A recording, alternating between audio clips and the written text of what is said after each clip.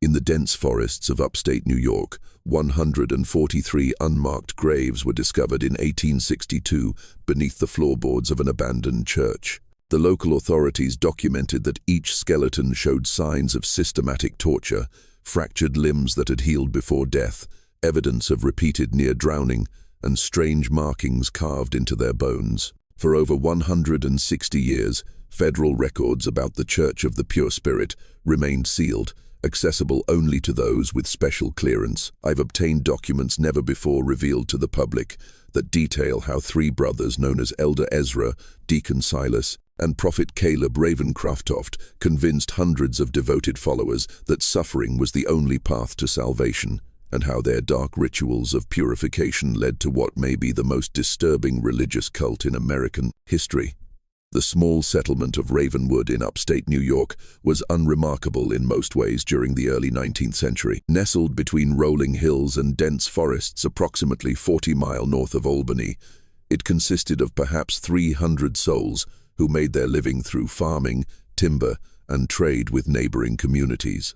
The town had been founded in 1803 by settlers moving north from the Hudson Valley, seeking fertile land and new opportunities. Like much of upstate New York during this period, Ravenwood found itself at the epicenter of what historians would later call the Second Great Awakening, a period of intense religious revival that swept across America in the early 1800s.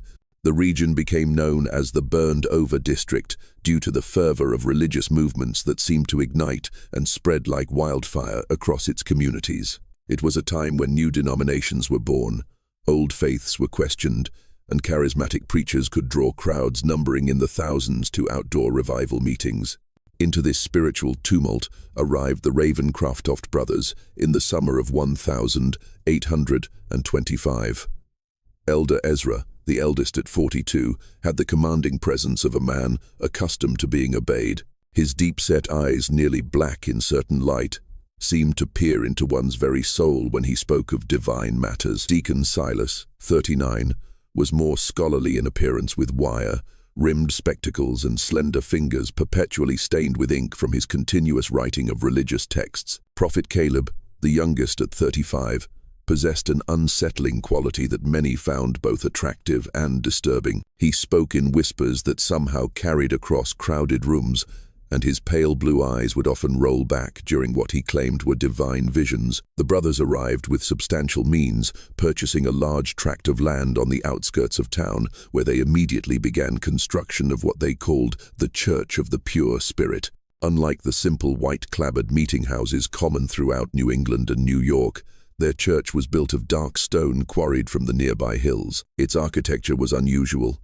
A central octagonal sanctuary surrounded by 8 smaller chambers, with a steeple rising to a height that seemed excessive for such a remote location. Most striking was the absence of windows in the main sanctuary, with light provided only by carefully positioned lanterns during services. "We have been called by the Spirit to this place," Elder Ezra announced at their first gathering, which curiosity had made well attended, despite initial skepticism from locals. "In an age of false prophets and lukewarm faith, we bring the true message of purification through tribulation. The Spirit has revealed to us that this community shall be the cradle of a new understanding." The brothers had timed their arrival perfectly. The religious landscape of 1825 America was fractured and uncertain. Traditional denominations like the Episcopalians and Presbyterians were losing ground to more emotional and demonstrative faiths. Methodists were gaining converts through circuit writers who brought fiery sermons to the frontier. Baptists were expanding rapidly with their emphasis on individual conversion experiences, and new American-born faiths were emerging. The Mormons would begin their journey just 1 year later and less than 100 miles away when Joseph Smith published the Book of Mormon in 1830. In this environment of spiritual searching, the Ravencraftofts' message found fertile ground. Their doctrine was deceptively simple at first. True salvation could only be achieved through suffering that burned away sin and impurity. They cited biblical passages about refinement through fire and Christ's suffering on the cross. But what distinguished their teaching was the literal interpretation. Physical suffering was not just metaphorical but necessary for spiritual cleansing. The flesh is the vessel of sin. Deacon Silas would explain during early sermons, his voice measured and reasonable. Therefore, the flesh must be tested, tried, and purified through tribulation. Only when the body has been broken can the spirit truly soar. Their congregation grew steadily through that first year. The brothers were selective about who could join, requiring potential members to undergo a discernment interview with Prophet Caleb, who would determine if they were worthy vessels for purification. Those accepted were predominantly from three groups: the desperately poor, seeking community and purpose; the deeply troubled, seeking redemption from past sins; and the wealthy, seeking spiritual experiences beyond what traditional churches offered. Margaret Wilkins was among the first converts, a widow who had lost her husband and 2 children to scarlet fever the previous winter. She had been contemplating ending her life when she encountered Elder Ezra in town. He looked at me as though he could see my thoughts, she wrote in a journal later discovered by federal investigators. He told me my suffering had meaning, that it was preparing me for a greater purpose. For the first time since burying my family, I felt something other than despair. By 1827, the Church of the Pure Spirit had grown to nearly 100 members. Some lived in simple dwellings constructed around the church, while others maintained homes in Ravenwood, but spent most of their time at the church compound. The Ravencrafts encouraged members to donate their property and savings to the church, explaining that worldly attachments prevent spiritual elevation. The most devoted followers were invited to become vessels of the Spirit, a special status that required them to undergo more intensive purification rituals. These early ceremonies were relatively mild compared to what would come later: extended fasting, night-long prayer vigils, and rituals involving ice-cold water that symbolized the drowning of the sinful self. What few outsiders realized was how methodically the Ravencrafts were escalating the intensity of these practices. Like the proverbial frog in slowly heating water, their followers were being conditioned to accept increasingly extreme forms of purification without recognizing the dangerous path they were traveling. By 1829, when construction began on an extensive network of chambers beneath the church, the Ravencrafts had established complete control over their followers' lives, thoughts, and bodies. The stage was set for darkness to descend upon the Church of the Pure Spirit. As Prophet Caleb reportedly told his brothers in a private meeting documented years later, "The sheep have been gathered. Now begins the true work of the shepherd." The people of Ravenwood would soon discover that the Ravencraft brothers' definition of shepherd had little to do with protection and everything to do with sacrifice. The transformation of the Church of the Pure Spirit from an unusual but seemingly benign religious community to something far more sinister can be traced to a specific date: the 21st of December, 1829. The winter solstice, the longest night of the year. What occurred that night would later be referred to in secret church documents as the First Ascension and would establish the pattern for the horrors that followed. The day began with an announcement from Elder Ezra that Prophet Caleb had received a profound vision during the night. The entire congregation was summoned to the church for what was described as a revelation of the next level of purification. As darkness fell and the temperature dropped below freezing, nearly 150 followers filled the windowless sanctuary, which was illuminated only by 12 large candles positioned at the points of an enormous pattern carved into the wooden floor, a spiral that wound inward toward a central platform. Thomas Hartford, a blacksmith who had joined the church 6 months earlier following the death of his wife, later escaped and provided testimony about what happened next. According to Hartford, Elder Ezra addressed the congregation with unusual intensity, his voice rising to a fever pitch as he described how their previous purification rituals had been merely preparation for the true cleansing. "Brothers and sisters," Elder Ezra proclaimed, "we have been patient shepherds, guiding you gently toward understanding, but the Spirit grows impatient with our progress. Tonight, Prophet Caleb has been shown the true path to salvation, and it requires greater courage than we have yet demanded." At this point, Prophet Caleb emerged from one of the side chambers. Witnesses described him as appearing transformed, his skin unnaturally pale, his movements jerky and uncoordinated, his eyes rolled back to show only whites. He began to speak in what he claimed was the tongue of angels, a series of guttural sounds and high-pitched wails that echoed through the sanctuary. After several minutes of this disturbing display, Prophet Caleb collapsed to the floor, When he rose again, he spoke in his normal voice, but with a cadence and authority that many found mesmerizing. He announced that the Spirit had selected 3 members of the congregation for the honor of First Ascension: Sarah Pembroke, Michael Collins, and Rebecca Winters. He called out, "The Spirit has found you worthy of elevation." The 3 individuals, all relatively recent converts to the church, were led to the central platform by Deacon Silas. What followed was described by Hartford as a ceremony unlike anything I believed possible among civilized people. Each of the 3 was stripped to their undergarments despite the winter cold. They were then bound to wooden frames that had been constructed in the shape of inverted crosses. Elder Ezra explained to the congregation that inverting the sacred Yi symbol was not blasphemy, but rather represented the necessary reversal of fortune, from pride to humility, from comfort to suffering, from life to death to rebirth.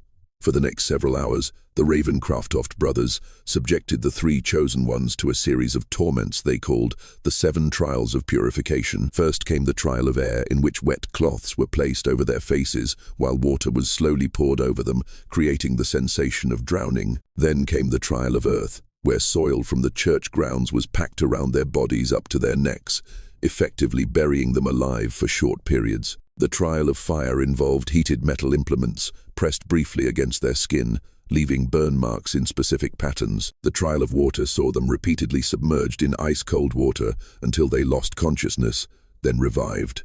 Hartford's testimony becomes fragmented when describing the final 3 trials, as he admitted to having vomited and nearly fainted during the proceedings.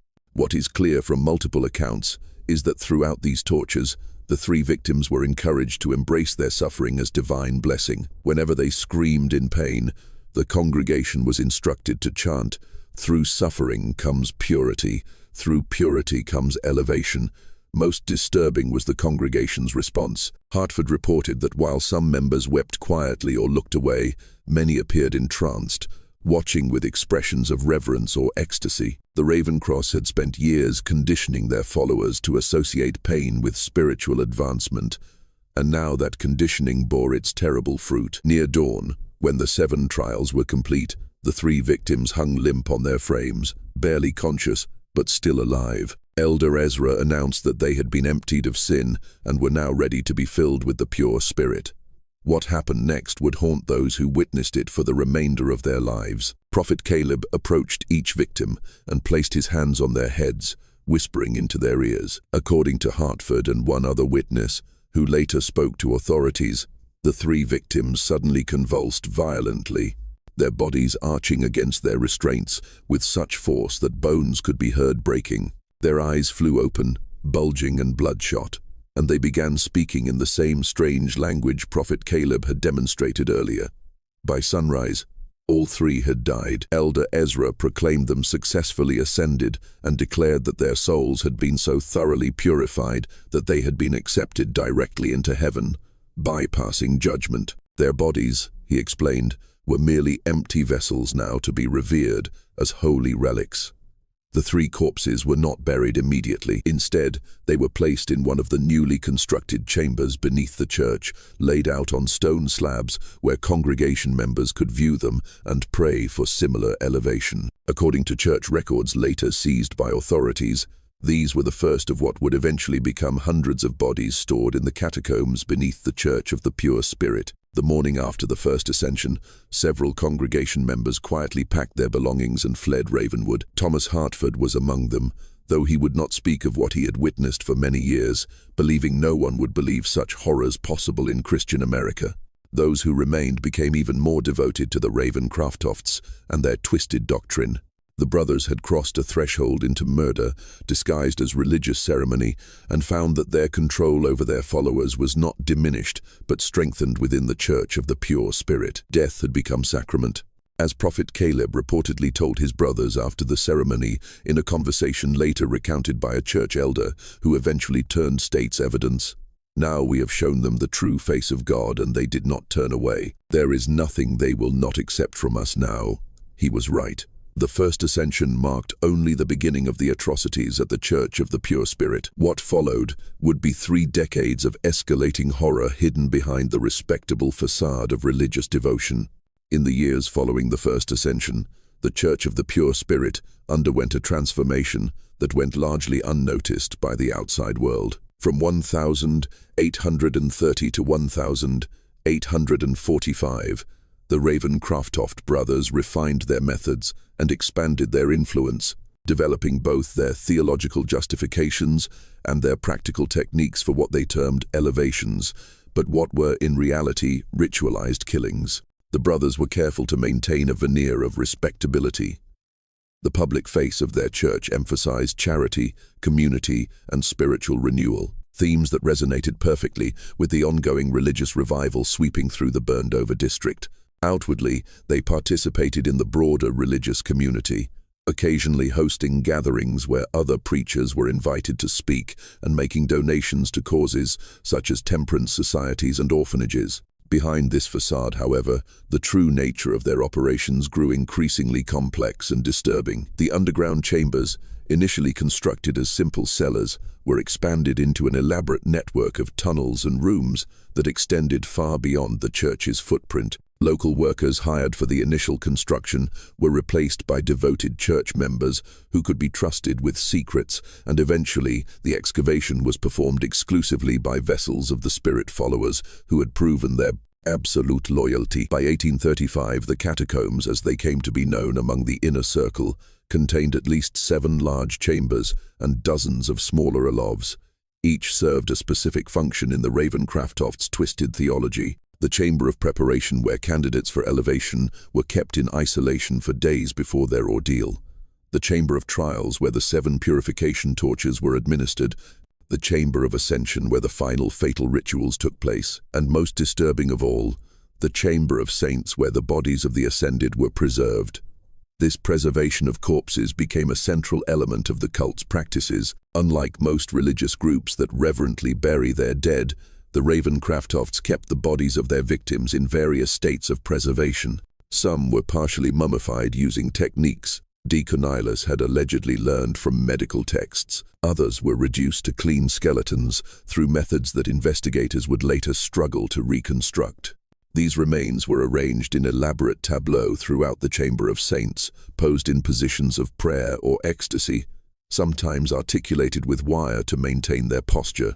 Elizabeth Carver, who joined the church in 1832 and eventually escaped in 1844, provided some of the most detailed accounts of these chambers. "The smell was the first thing that struck you," she recounted to federal investigators. "Not the stench of decay, as one might expect, but the overwhelming odor of chemicals, turpentine, alcohol, and something sweeter I couldn't identify.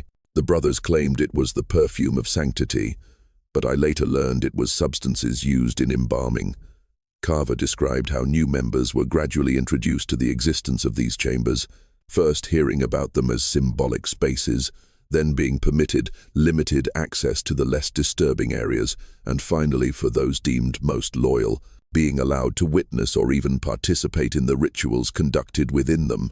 "It was a careful seduction," she explained. "By the time you saw the Chamber of Saints with its dozens of corpses arranged like some grotesque congregation, you had been so thoroughly indoctrinated that it seemed beautiful rather than horrifying. I remember weeping with what I thought was religious ecstasy the first time I was permitted entry. Now those tears shame me beyond words." The frequency of elevations increased gradually over the years. In 1830, according to church records, later seized as evidence, there were only 2 such ceremonies, resulting in 5 deaths. By 1835, the number had risen to quarterly events, each claiming 2 to 4 lives. And by 1840, monthly elevations had become the norm, with special ceremonies on solstices and equinoxes, often taking larger numbers of victims. The Ravenscrofts became selective in choosing candidates for elevation. Initially, they favored those without close family connections, widows, orphans, and drifters who would not be missed. Later, as their confidence grew, they began selecting from devoted families within the congregation, framing selection as the highest honor a family could receive. To give a child to the Spirit was considered the ultimate expression of faith. Carver recalled, parents would compete for this blessing, offering their sons and daughters with a fervor that seems unimaginable to me now. While the brothers maintained their distinct roles, Elder Ezra as the authoritative voice, Deacon Silas as the scholarly, theologian, and Prophet Caleb as the mystical conduit to the divine. Their private dynamic shifted over time. According to accounts from former Inner Circle members, Caleb's influence grew as his visions directed ever more aspects of church life. By 1840, it was Caleb who selected all candidates for elevation and determined the specific rituals to be used in each case.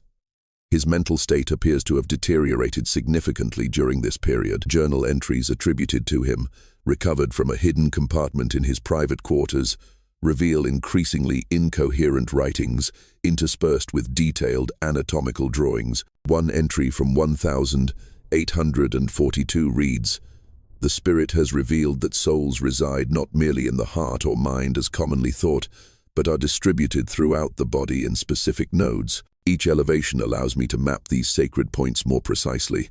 Soon I shall have the complete divine anatomy." As the church's membership grew to nearly 300 by 1845, the Ravenscroftofts faced the practical challenge of disposing of evidence from their increasing number of elevations. This led to one of their most macabre innovations, the selling of human remains to medical schools. In the mid-19th century, medical colleges struggled to obtain cadavers for anatomical study. Legal sources were limited primarily to executed criminals, leaving an insufficient supply for teaching purposes. This created a black market for bodies, with resurrection men illegally exhuming the recently buried or claiming unclaimed bodies from poorhouses. Deacon Silas, whose scholarly pursuits had given him connections in academic circles, established relationships with agents who supplied medical schools in Albany, New York City, and as far away as Philadelphia. Church records indicate that between 1840 and 1845, at least 67 vessels were donated to the advancement of medical science, a euphemism for the sale of murder victims' bodies. This commercial aspect served multiple purposes for the Ravenscroftofts. It disposed of evidence, generated significant income for the church, and provided Deacon Silas with access to medical knowledge that he incorporated into the cult's practices. From these transactions, he learned improved preservation techniques and more efficient methods of causing pain without leaving external marks, knowledge that would make the church's later atrocities even more sophisticated. By 1845, the Church of the Pure Spirit had evolved from a fringe religious group into something unprecedented, a self-sustaining system of indoctrination, ritual murder, and profit disguised as spiritual advancement. The brothers had created what one federal investigator would later call a perfect machine for evil, operating in plain sight under the protection of religious freedom. Yet, despite their careful management of appearances, rumors began to spread. The sheer number of people who had joined the church only to disappear from public life raised questions.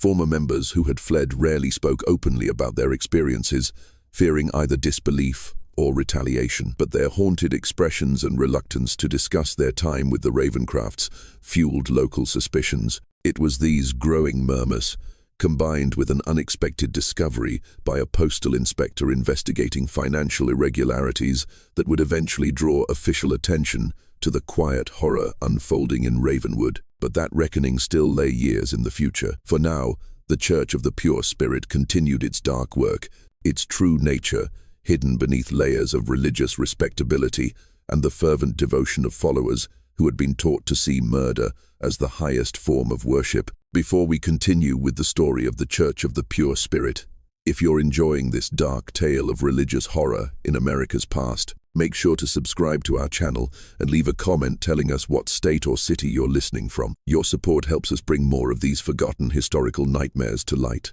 Now, let's return to the twisted world of the Ravenscroftoft brothers. The public face of the Church of the Pure Spirit reached its zenith during the late 1842. To the outside world, the Ravenscroftoft brothers appeared to be successful religious leaders, riding the wave of the Second Great Awakening. Their compound had expanded to include not only the main church building and underground chambers, but also dormitories for single members, modest homes for families, workshops where church goods were produced, and even a small school for the children of followers. Visitors to Ravenwood often commented on the prosperity and orderliness of the church community. The Ravencraftoffs were particularly careful about who they allowed onto their property, generally limiting access to potential converts who had been carefully vetted or to respected community figures they wished to impress. During these sanctioned visits, what outsiders saw was an industrious religious community where members worked together, prayed together, and supported one another. What remained invisible was the web of psychological control, the nighttime rituals in the underground chambers, and the steadily increasing number of elevations. Also hidden was the growing wealth of the Ravencraftoff brothers amassed through donations from followers, the sale of human remains to medical schools and various businesses operated under church opaces, but primarily benefiting the brothers. The first significant thread that would eventually unravel their carefully constructed facade appeared in 1847 when James Thornhill, a postal inspector investigating financial irregularities in several upstate New York communities, noticed unusual patterns in banking transactions connected to the Church of the Pure Spirit. Large sums deposited at irregular intervals, always in cash, Thornhill noted in his official report, amounts consistent with institutional deposits rather than individual banking. Transfers to medical colleges in Albany, Philadelphia, and Baltimore, with vague notations regarding research donations. Thornhill's investigation might have remained focused solely on potential financial improprieties had he not encountered Martha Simmons, a former church member who had fled the community after witnessing her sister's elevation in 1846. Initially reluctant to speak about her experiences, Simmons eventually provided Thornhill with the first official testimony about the true nature of the Ravencraftoffs' activities. She spoke of rituals involving torture, of bodies kept in underground chambers, of children being selected for special blessings and never seen again. Thornhill wrote, "Claims so outlandish that I would have dismissed them as the ravings of a disturbed mind had they not aligned so perfectly with the financial irregularities I'd already documented." Thornhill brought his concerns to his superiors, but the response was tepid at best. Religious freedom was strongly protected, and accusations against a church required extraordinary evidence. Without permission to pursue an official investigation, Thornhill continued gathering information privately, creating a network of contacts around Ravenwood who could report on the church's activities. One such contact was Dr. William Garrett, a physician in Albany, who had grown suspicious about the condition of cadavers he examined that allegedly came from the Church of the Pure Spirit. Standard practice was to receive bodies of the deceased who had donated their remains to medical science, Garrett later testified. But these specimens showed signs of systematic ante-mortem trauma, injuries sustained before death that had partially healed, and the manner of death itself was consistent across multiple bodies, evidence of asphyxiation combined with extreme physical stress. In 1850, Garrett secretly reached out to Thornhill, providing detailed medical reports on 7 bodies he had examined. These documents provided the first scientific evidence that something sinister was occurring at the Church of the Pure Spirit. Still, authorities remained reluctant to act against a religious organization without irrefutable proof of criminal activity. The breakthrough came from an unexpected source. In the spring of 1851, Prophet Caleb Ravencraftoff's mental state, which had been deteriorating for years, reached a crisis point. According to accounts from church members who later testified, he began experiencing violent episodes where he would rave about spirits emerging from the walls and the divine anatomy becoming visible in the air. During church services, his prophetic utterances became increasingly bizarre and frightening, even to the most devoted followers. Elder Ezra and Deacon Silas attempted to manage the situation by limiting Prophet Caleb's public appearances, explaining his absences as periods of intense communion with the Spirit. In private, however, they confined him to a specially constructed room in the furthest reaches of the underground chambers, where his screams would not be heard above ground. This confinement might have contained the immediate problem had Prophet Caleb not escaped during a momentary lapse in supervision. On the night of the 17th of June, 1851, he somehow freed himself from his restraints and made his way through the catacombs to emerge in the woods beyond the church property. What followed was described in the Albany Evening Journal as a scene of public madness unprecedented in the region's history. Naked and covered in self-inflicted wounds, Prophet Caleb appeared in Ravenwood's town square during a community gathering celebrating the summer planting. Before a crowd of horrified onlookers, he proclaimed himself the living vessel of the AI Pure Spirit, and began describing in explicit detail the rituals conducted beneath the church. "The blood of the purified strengthens our connection to the divine," he reportedly shouted. 7 vessels have been emptied, and the Spirit has filled me with their essence. The chambers beneath hold the sacred remains of the elevated, and soon all of you shall join them in glorious suffering. Local authorities detained Prophet Caleb, initially believing him to be simply a dangerous lunatic. When he identified himself as one of the Ravencraft brothers, however, his ravings took on new significance. Thornhill, who had cultivated relationships with several local officials, was notified immediately.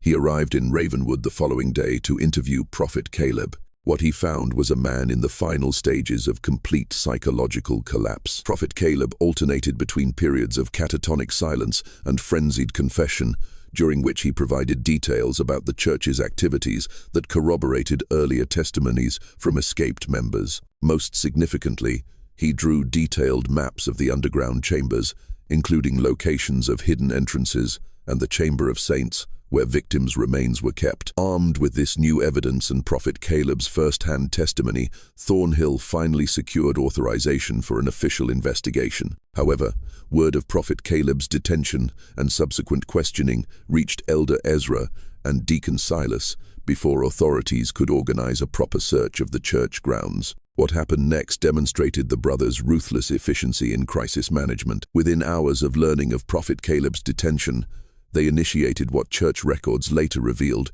was a contingency plan called the Cleansing Flame. Members of the inner circle were dispatched to remove the most incriminating evidence from the underground chambers, particularly financial records and the most recently deceased bodies.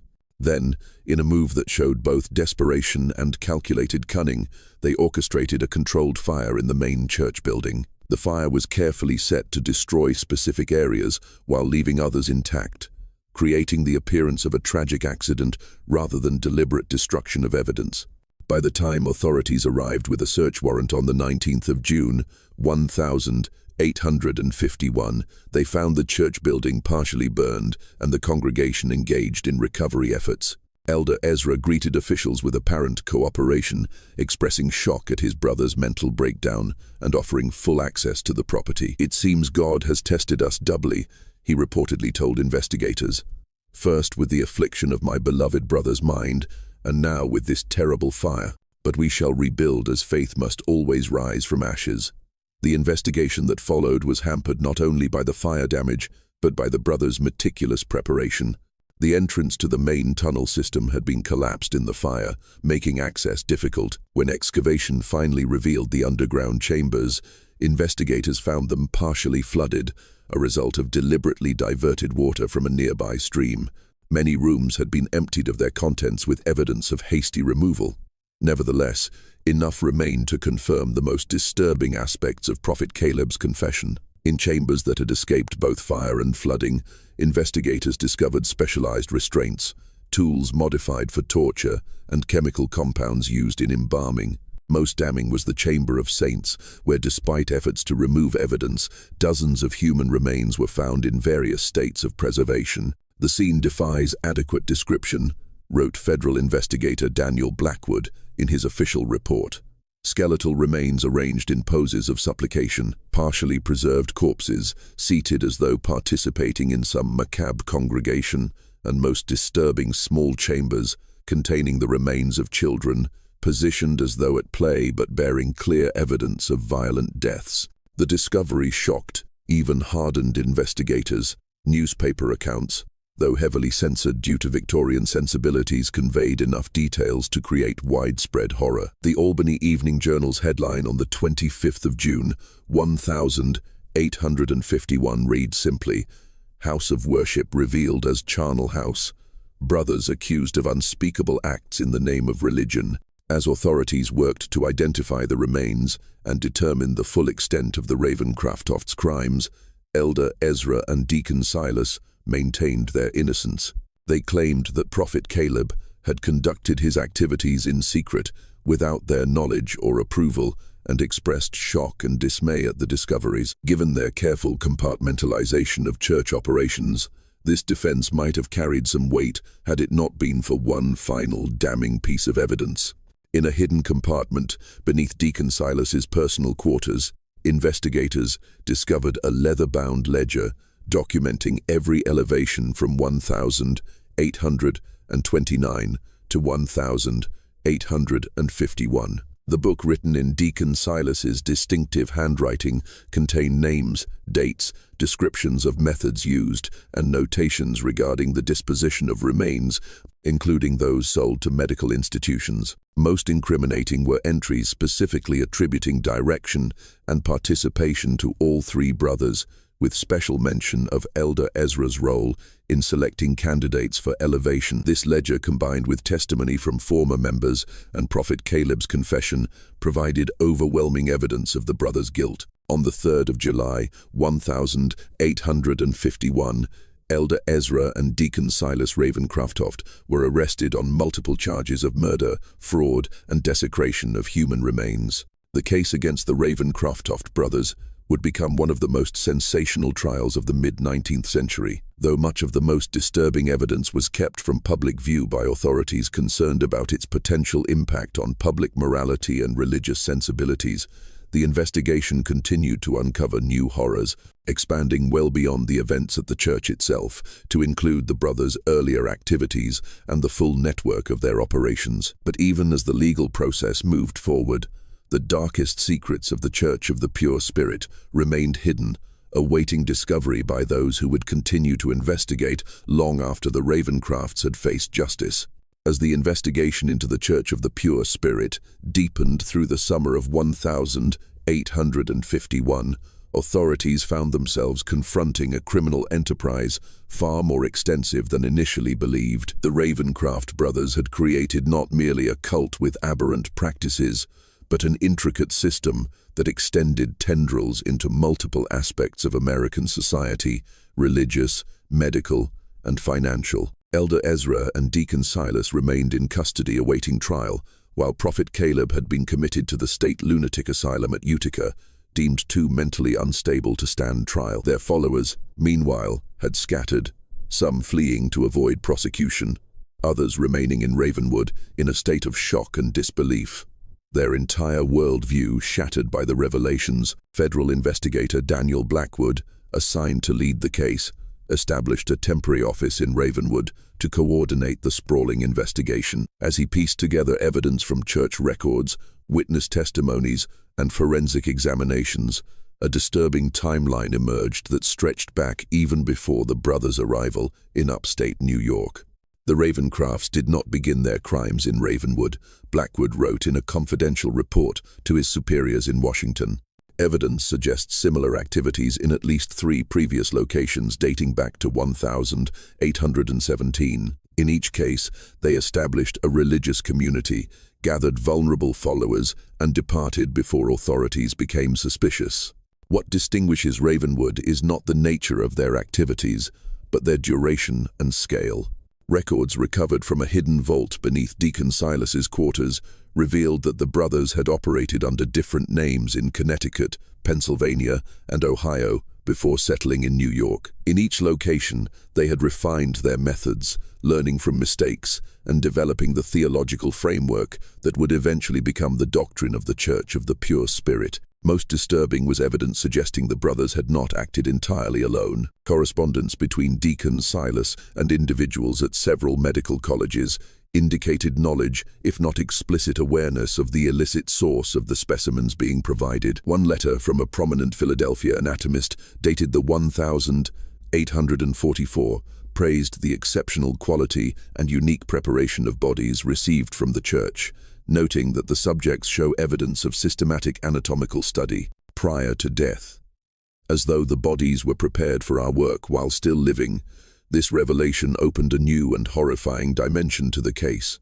The Ravencrafts had not merely been killing their followers in the name of religious purification. They had been conducting systematic experiments on living subjects, documenting their findings, and selling both the bodies and their research to medical institutions. The brothers appear to have been conducting a form of primitive physiological research. Dr. Samuel Prescott of the Albany Medical College stated in his expert testimony to investigators, "The patterns of injury, the methods of preserving tissue, and the detailed anatomical notes suggest an attempt to study human responses to various stimuli, particularly pain, and its effects on the body's systems." In August 1851, the investigation took an unexpected turn when a respected physician from Boston came forward with information that transformed understanding of the case. Dr. Jonathan Crane had been a student at Harvard Medical School in the Youat 1822nd, where he had briefly encountered a visiting lecturer named Simon Rivingwood, who presented controversial theories about pain responses and religious ecstasy. "I remember being disturbed by his methods and conclusions," Dr. Crane testified. He described experiments that seemed unethical, even by the standards of that time, and spoke of pain as a gateway to transcendent experience. "I had dismissed him as a medical eccentric, but seeing the newspaper accounts of the Ravencroft case, I recognized not only the theories, but the man himself from the published sketches. Simon Ravingwood and Silas Ravencroft are undoubtedly the same person." This connection suggested that the religious doctrine of the Church of the Pure Spirit had not been merely a means of controlling followers or justifying murder, but rather that the religious framework had been constructed specifically to facilitate systematic human experimentation. The brothers had created a belief system that not only permitted but sanctified the very acts that served their research. As investigators followed this new line of inquiry, they discovered a hidden room beneath Deacon Silas's quarters that contained hundreds of notebooks filled with detailed anatomical drawings, experimental protocols, and observations. The journals documented a grotesque research program spanning decades, with entries becoming increasingly scientific and less religious in their language as time progressed. Subject 157 maintained consciousness for 47 minutes after removal of redacted. Read one particularly disturbing entry from 1848. Heart continued functioning for 12 minutes beyond loss of consciousness. Vocalization patterns consistent with previous trials. Blood loss measured at approximately 1.7 liter. Results support hypothesis regarding sustainability of vital functions under extreme conditions. When this evidence was presented to Elder Ezra during interrogation, his facade of religious devotion finally cracked. According to transcripts of the interview, he laughed for nearly a minute before speaking. "You understand nothing," he reportedly told Blackwood. "The Spirit has many names. Some call it God, others science. We merely sought knowledge that others were too weak to pursue. The elevation of our followers was genuine. They contributed to understanding that will benefit mankind for generations. Their suffering had purpose. Their deaths had meaning." The discovery of the brothers' true motives sent shockwaves through the medical establishment.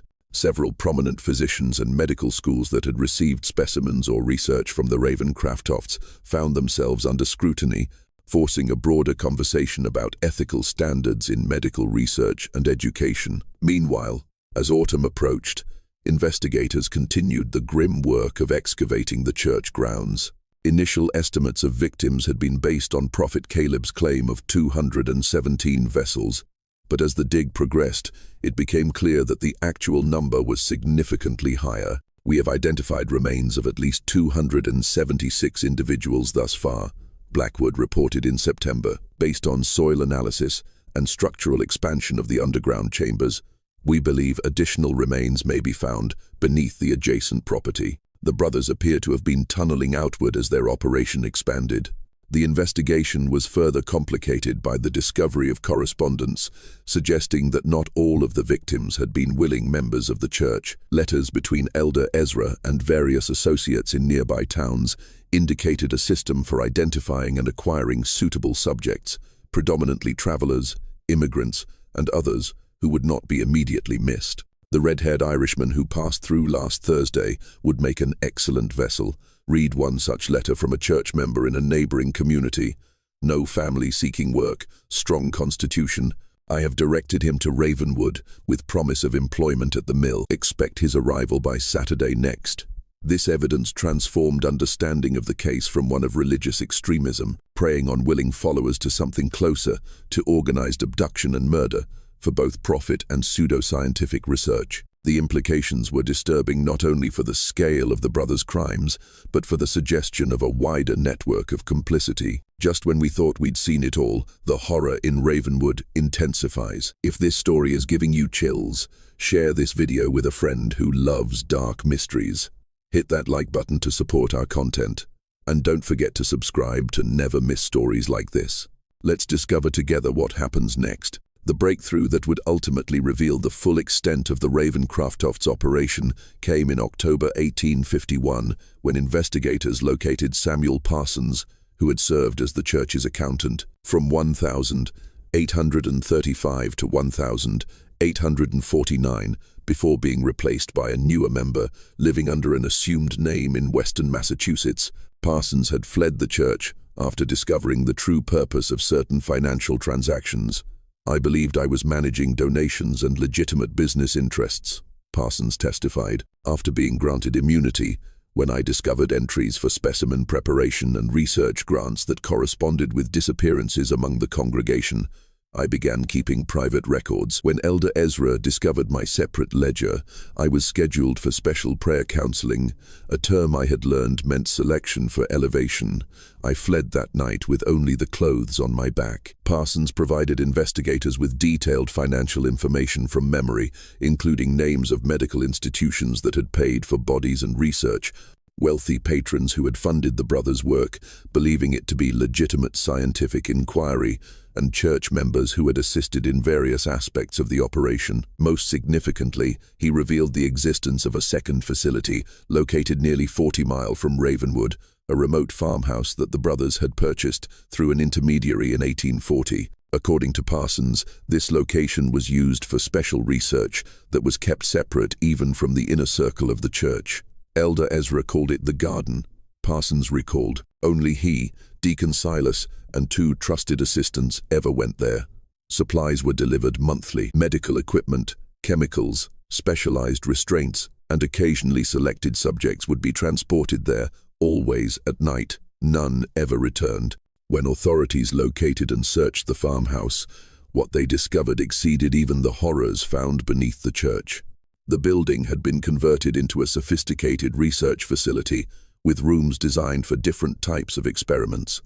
Detailed records indicated that this location had been used primarily for long-term studies, subjects kept alive for weeks or months, while various procedures were performed and documented. Most disturbing was evidence that the brothers had been particularly interested in the effects of their purification techniques on children. A separate building on the property contained small cells and equipment sized for juvenile subjects. Records indicated that at least 37 children ranging in age from 4 to 16 had been held at the facility between 1840 and 1851. This discovery galvanized public outrage like nothing before.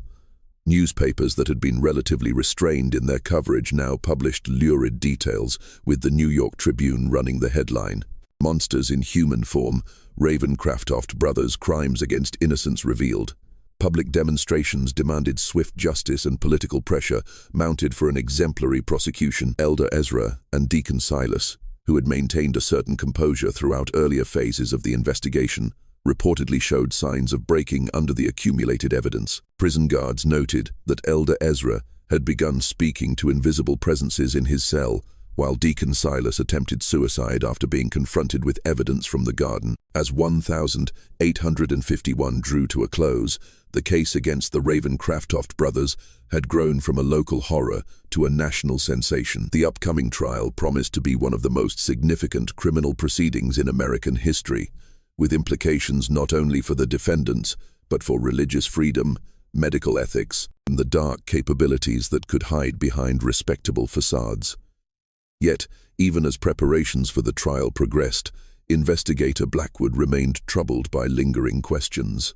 The brothers' activities spanned too many years and locations to have gone completely undetected. Their connections to medical institutions and wealthy patrons suggested a level of protection that seemed implausible without some form of official complicity. And the sophistication of their operation indicated resources beyond what church donations alone could provide. I am increasingly convinced that we have uncovered merely the visible portion of something far more extensive.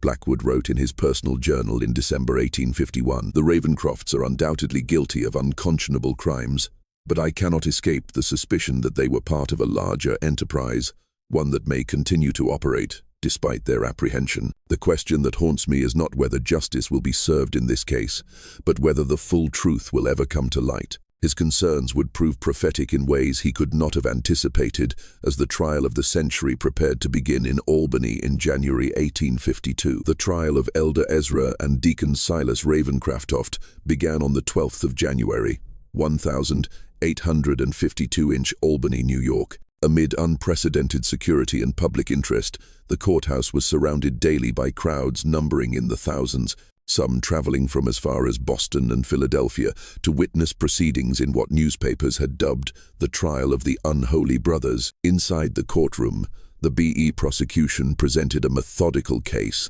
that unfolded over 6 weeks with over 100 witnesses, providing testimony about various aspects of the Ravencraftoft's crimes. Survivors of the church described the psychological manipulation and gradual indoctrination that had led them to accept increasingly extreme purification rituals. Medical experts detailed their examinations of recovered remains, confirming patterns of systematic torture and experimentation. Financial records demonstrated the brothers' profit from selling bodies and research. The most powerful testimony came from families of victims who described their loved ones' gradual transformation under the brothers' influence, ending with their disappearance or reported death under suspicious circumstances. Sarah Wilkinson, whose daughter Emma had joined the church in 1847, at age 16 and ascended 6 months later, spoke of receiving letters in her daughter's handwriting that grew increasingly strange before stopping entirely. The final letter said she had been selected for special blessing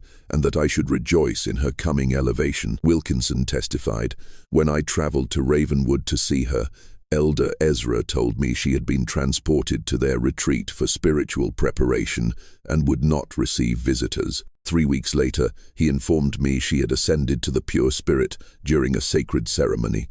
I was not permitted to see her body, which he claimed had been sanctified and could not leave church grounds." Throughout the proceedings, the EAHE defendants' behaviors diverged dramatically. Deacon Illis appeared withdrawn, rarely making eye contact, and speaking only to his attorneys in whispers. Elder Ezra, however, maintained an unsettling composure, often smiling during the most damning testimony and occasionally nodding as though in approval of the descriptions of his crimes. When the defense finally presented its case in late February, their strategy became clear. They would not deny the deaths or even many of the practices described, but would instead argue that the activities of the Church of the Pure Spirit were protected religious expression and that members had participated voluntarily. The Constitution of these United States guarantees freedom of religious practice. Defense attorney William Hargrove argued the ceremonies of the Church of the Pure Spirit, while perhaps shocking to conventional sensibilities, were conducted with the full knowledge and consent of participants who shared the Ravencraftoft's belief in purification through suffering. This defense collapsed under cross-examination of former church members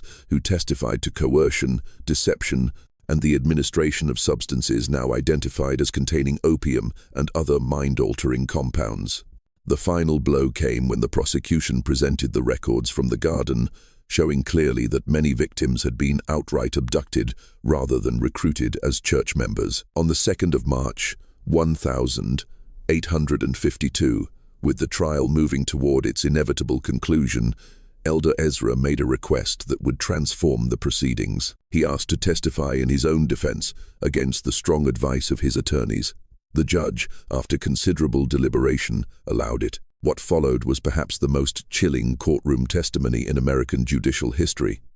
For nearly 4 hours, Elder Ezra spoke without notes, delivering what amounted to a sermon on his beliefs and practices. He neither denied the charges nor expressed remorse, but instead offered a coherent, if terrifying, philosophy that combined religious mysticism with scientific rationalism in service of what he called the elevation of humanity through systematic understanding of transcendence. "Death comes to all," he told the stunned courtroom. "We merely gave it purpose. Those who ascended through our ministrations contributed to knowledge that will ultimately benefit all mankind. Their suffering was temporary, their contribution eternal." Most disturbing was his clear intellectual capacity and the systematic way he had constructed a belief system to justify atrocity. He spoke of pain as the purest form of consciousness, of death as merely a transition of energy, and of his victims as willing participants in the greatest scientific and spiritual endeavor of our age. When prosecutor James Sullivan asked about the children found at the garden, Elder Ezra's response sent audible gasps through the courtroom. "The young vessel receives the Spirit most purely." Their observations were most valuable precisely because they were unclouded by preconception. "We honored them by allowing their suffering to illuminate paths others fear to tread." At this statement, a man in the gallery, later identified as Harold Winters, whose son had disappeared after attending a church service in 1847, rushed toward the witness stand with a concealed knife. He was restrained by court officers before reaching Elder Ezra, who had not flinched or attempted to move. "You see," Elder Ezra remarked calmly after Winters had been removed, "even now, the mere suggestion of truth provokes violence from those too limited to comprehend it. This has always been the response to those who push beyond conventional boundaries of knowledge and belief." After Elder Ezra's testimony, Deacon Silas declined to take the stand. His attorney offered only a brief statement, suggesting that his client had been under his brother's influence and requesting mercy on those grounds. The prosecution's closing arguments emphasized the calculated nature of the brothers' crimes, the suffering of their victims, and the betrayal of both religious faith and scientific principle their actions represented. The jury deliberated for less than 3 hours before returning with guilty verdicts on all counts for both defendants. On the 10th of March, 1852, Judge William Blackwood sentenced the Ravencroft brothers to death by hanging, declaring their crimes an offense against God, humanity, and the moral foundation upon which civilized society rests. The execution was scheduled for the 15th of April, but events would take an unexpected turn in the intervening weeks. Prophet Caleb, who had been confined to the asylum at Utica, died under mysterious circumstances on the 20th of March. Official reports stated he had succumbed to nervous exhaustion, but rumors suggested either suicide or murder by attendants who had learned of his connection to the notorious case. More significantly, on the night of the 7th of April, a fire broke out in the Albany jail where the Ravencroft brothers were being held. By the time the blaze was controlled, 3 inmates and 2 guards had died from smoke inhalation. Initial reports indicated that Deacon Silas was among the dead, his body identified by distinctive rings he wore. Elder Ezra, however, was not found among either the dead or the survivors. The manhunt that followed was the largest in New York, state history to that point. Federal authorities joined local law enforcement in searching for the escaped prisoner, with wanted posters distributed throughout the Northeast. Reported sightings came from as far away as Chicago and Montreal, but none led to capture. As weeks passed without success, troubling questions emerged about the circumstances of the jail fire and Deacon Silas's death. The official identification had been made hastily based primarily on personal effects, rather than clear recognition of the badly burned body. Some investigators, including Blackwood, questioned whether either brother had actually died in the fire. The timing and nature of the incident suggests planning and outside assistance. Blackwood wrote in a confidential report, "The possibility must be considered that both brothers escaped with one corpse misidentified as Deacon Silas, while another prisoner remains unaccounted for in the confusion." This theory gained credibility when investigators discovered that a substantial sum, nearly $30,000, had been withdrawn from a bank account connected to the church just 2 days before the fire by an individual matching the description of Jacob Thornton, one of the brothers' most devoted followers who had disappeared after their arrest. The most disturbing development came in June 1852, when a physician in Baltimore was found murdered in his home under bizarre circumstances. Edward Mitchell had been one of the medical professionals implicated in receiving specimens from the Church of the Pure Spirit. Though he had cooperated with authorities and avoided prosecution, his body was discovered positioned in a manner identical to the elevated victims from the church, with a note pinned to his chest reading simply, "The Spirit sees all who betray its work." This killing, followed by similar murders of 2 other physicians with connections to the case over the next year, suggested that the brothers or their followers were systematically eliminating those who had assisted the investigation. Each victim was found arranged in the same ritual posture, each with a similar note, creating a wave of fear among those who had been involved in the case. By 1854, the active investigation had been scaled back, with Elder Ezra presumed to have fled the country. Occasional reports of religious groups, with practices reminiscent of the Church of the Pure Spirit, emerged from places as distant as New Orleans, St. Louis, and San Francisco, but none led to the recapture of the infamous preacher. Blackwood, who had been reassigned to other cases, but continued to investigate the Ravencrafts privately, became convinced that Elder Ezra had not merely escaped, but had reconstituted his operation in some new location, perhaps with the assistance of a network of followers more extensive than initially believed. The Ravencraft case represents not the end of a criminal enterprise, but merely its exposure, he wrote in his final report, before retiring in 1860. The combination of religious fervor, scientific curiosity without moral constraint, and the promise of transcendent knowledge creates a powerful allure that did not die with our prosecution of 2 of its practitioners. I fear we have merely driven this darkness further into the shadows, where it continues its work beyond our sight. His assessment would prove prophetic. In the decades that followed, scattered reports would emerge of religious groups with striking similarities to the Church of the Pure Spirit, appearing briefly before disappearing again, often leaving unexplained disappearances in their wake. None were directly linked to Elder Ezra Ravencraft, yet the pattern suggested his influence lived on. The most significant such incident occurred in 1862, a decade after the original case, when a small church calling itself the Sanctuary of Divine Understanding was discovered abandoned near the Massachusetts-Vermont border. Local authorities investigating reports of strange noises and lights found an empty building with a hidden cellar containing evidence of recent ritual activities consistent with the Ravencraft's practices. Most disturbing was a journal recovered from the site written in handwriting experts would later confirm matched Elder Ezra's known script. The final entry, dated just 3 days before the discovery, read, "The work continues as it must. Each vessel contributes to understanding. Each elevation brings the final revelation closer. 100 years from now, when the full truth emerges, all will recognize our sacrifice as the foundation of a new age of understanding. The Spirit is patient, so too must be its servants."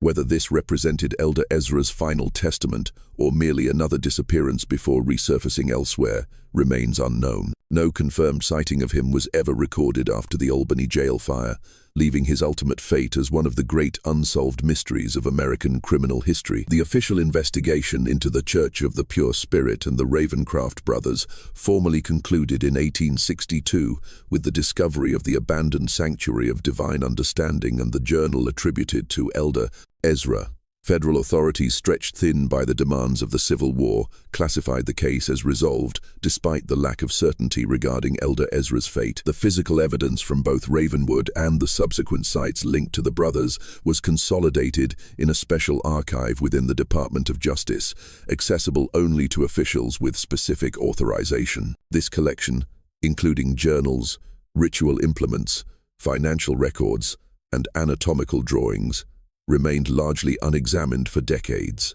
a testament to the government's discomfort with the brothers' legacy. In the communities affected by the Ravencrafts, the process of healing and reconciliation proceeded slowly. Ravenwood itself never fully recovered from its association with the notorious case. The church property was seized by the state, the buildings demolished, and the land left vacant.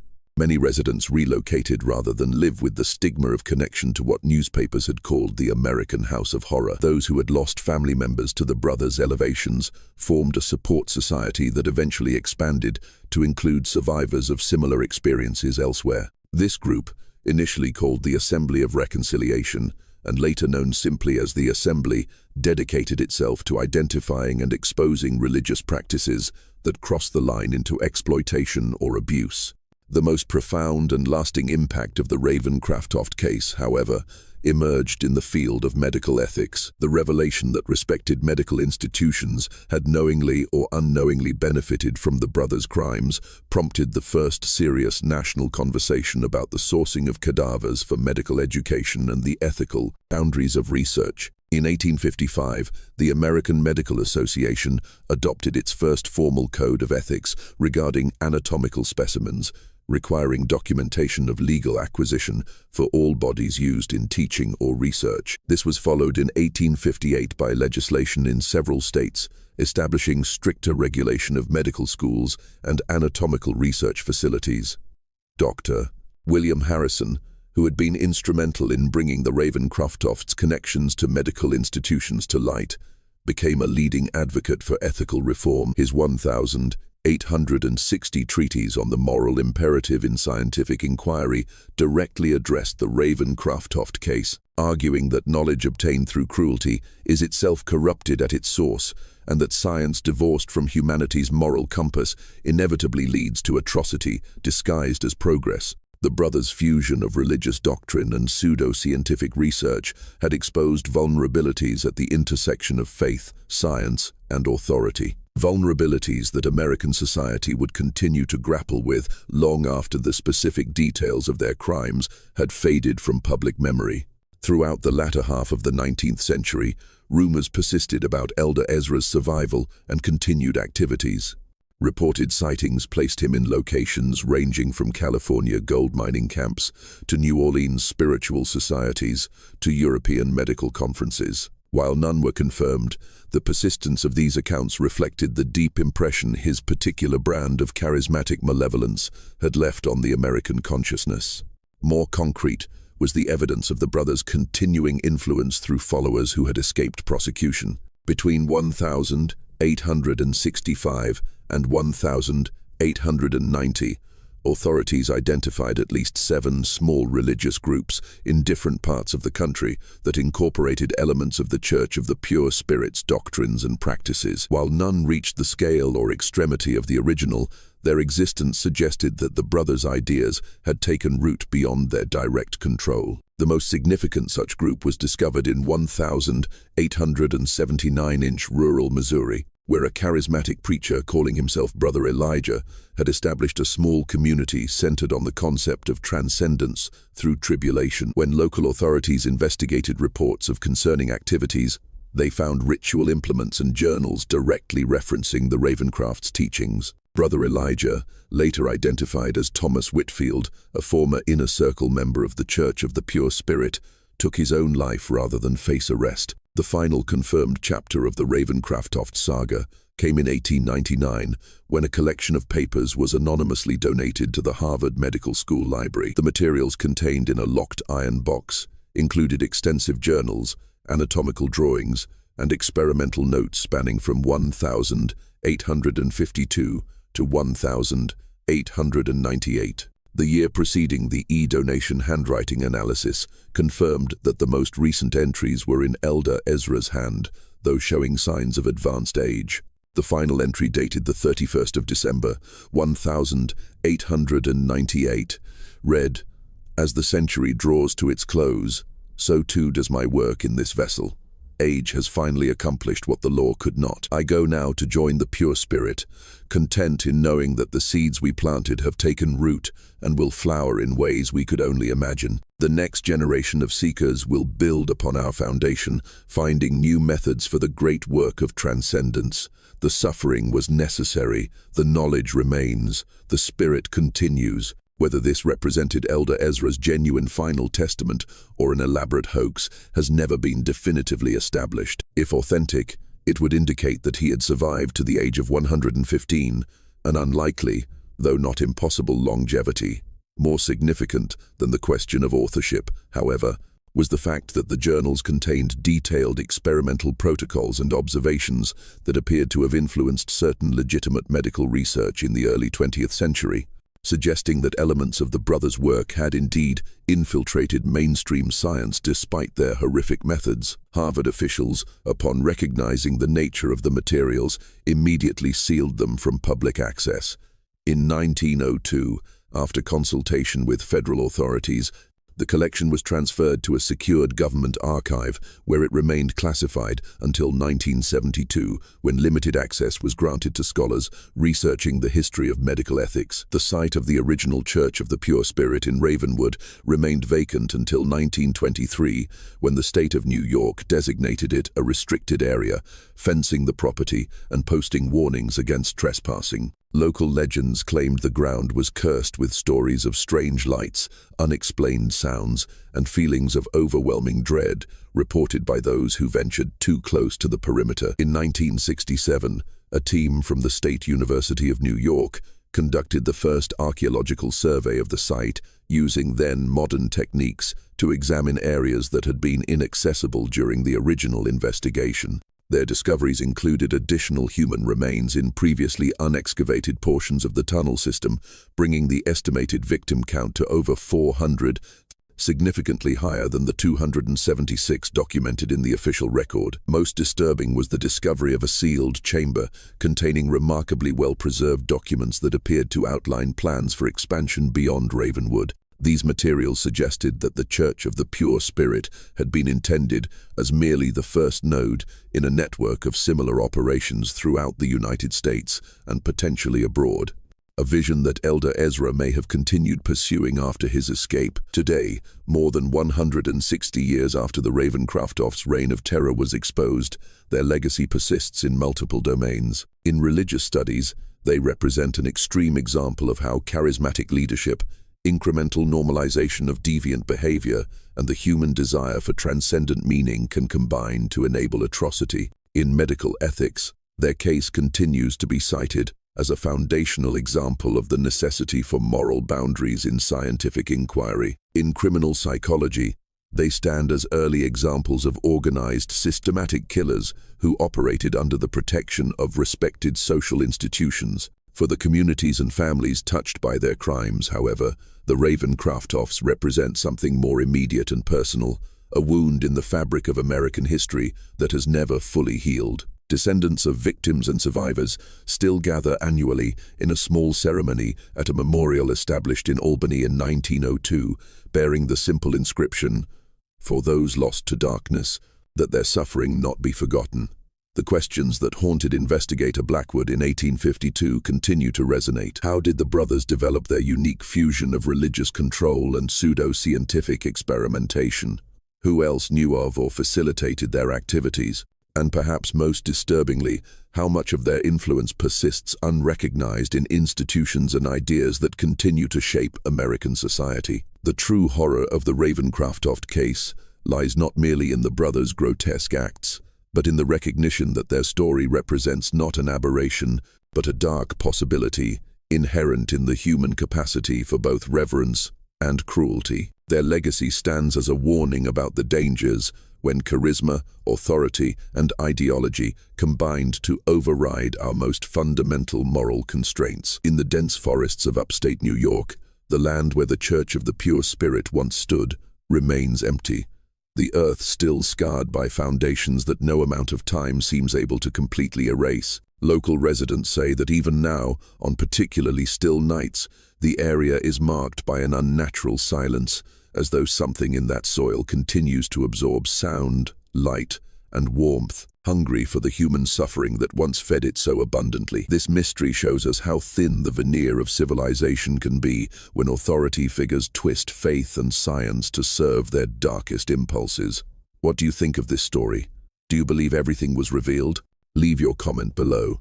If you enjoyed this tale and want more horror stories like this, subscribe, hit the notification bell, and share with someone who loves mysteries. See you in the next.